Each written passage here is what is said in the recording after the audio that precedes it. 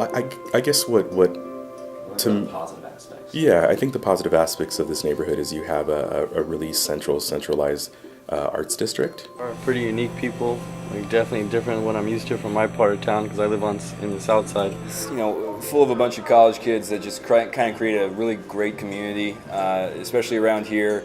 It's always very lively. I mean, if you don't have parties at night, you usually have a lot of business during the day, a lot of new customers coming in, especially families. Pues lo que está bien en esa calle es que todo está accesible, o sea, hay todo lo tenemos aquí cerquitas.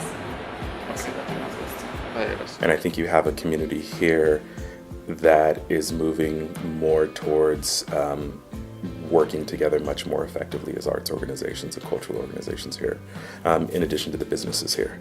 There's a lot of conversation around the way that we are building this identity within SOFA, or South of First area.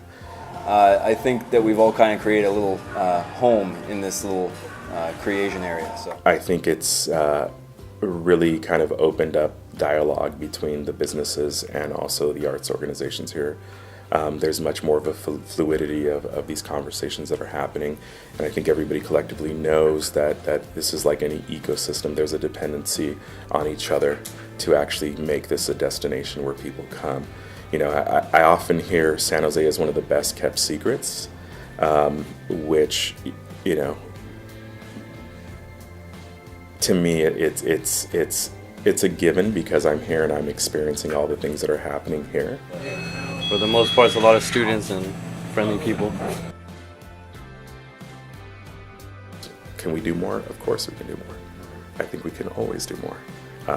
And I think it's understanding that there is a value asset within our creative communities. outlook. Basically, everyone kind of paying attention for each other. So definitely a more community-based system of keeping the riffraff out, I guess you could say. Most people. Yeah. Probably a little better lighting, I'd say. I feel like this is kind of dark, this street. And there's trees covering the light and stuff. I feel like it was just a little bit brighter and stuff. Pues para que mejore, pues tratar de que haya menos gente que ande tratando nada más de robar a los locales, de tratar de quebrar las ventanas, que haya más, un poco que la policía esté más al pendiente de eso.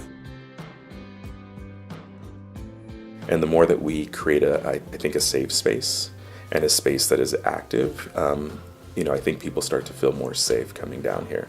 Yes, we're a space that's known for technology, but we're also a space that can be known as a space that creates multiple forms of creative entrepreneurship. For here, it's good food. I mean, good food brings everybody in. Smiling faces, good company, and great beer. That's probably first and foremost what I would choose. I mean, that always brings me in. So maybe like a clothing store of some sort, since there's none of those around here. So maybe like a clothing store.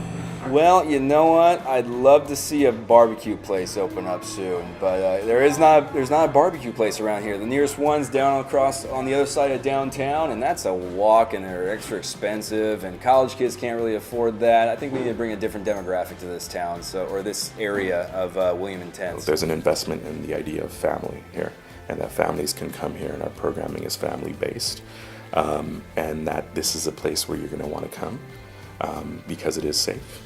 And it is inviting, and I think the external changes that have been happening here have moved towards creating that sense of welcome and safety.